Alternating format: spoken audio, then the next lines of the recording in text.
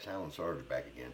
I just posted a video about Nancy Pelosi destroying the Democratic Party because she said that if President Trump uses a national emergency over the border situation, that a Democratic president could call a national emergency over guns. Now, I've got several responses back, even on my Facebook page especially, that people are saying, well, the Second Amendment is constitutionally protected.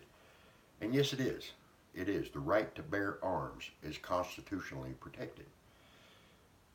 But there'll never be, guys, there'll never be a frontal assault on the Second Amendment. It won't happen that way. What'll happen is they could call a state of emergency, which is just about that far below martial law.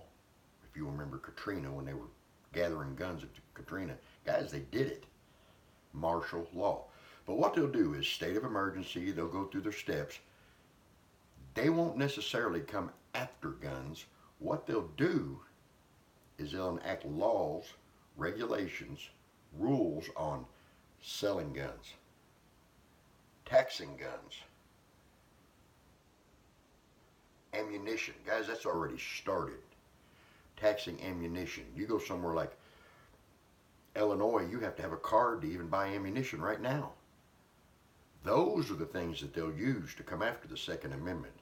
Basically what they'll do is they will hope that you will run your well dry and you won't have any more ammo left over time. It will be a slow process. They will simply restrict anyone, veterans, rape victims, child abuse victims, firefighters, police officers, anyone who's ever been diagnosed with PTSD of any kind at any level, they can enact laws to restrict ownership to those people. Real deal, guys. So don't think that just because the Second Amendment is protected by the Constitution that they can't backdoor us when it comes to the Second Amendment. I mean, after all, if you've got a firearm with no ammunition, what have you got? A stick, a boat anchor, a rock. So, although the Second Amendment is protected by the Constitution, there's ways around coming after your firearms. It's just that simple. And don't think that if they call a national emergency and attempt to do some of these things, that when all heck breaks loose, they won't bump it to martial law, which completely changes the game. So Nancy Pelosi has just let the cat out of the bag, guys. And honestly, she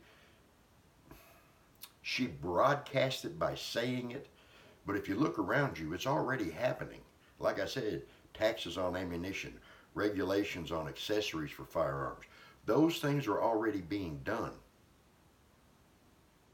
But if a Democrat president, according to Nancy Pelosi, her words, gets in office, they could actually come after our firearms with a national emergency. So, sad but true, guys. If you'll pay attention and look around you, don't listen to this, I heard somebody say that somebody said. Hear it for yourselves. Search it out. Look for it. It's everywhere. She said the words, guys. Now, even more disturbing, she's Speaker of the House. She knows that the Second Amendment is protected by the Constitution, and she still said what she said. That's even more scary than the thought that they may actually try it, is that someone as Speaker of the House would say that. How many more times are we going to allow the people we elect to threaten us, the American people? How many more times are we going to let these people in Washington threaten we the people? How many more times? How many more times are we going to let these politicians stand up there and threaten us?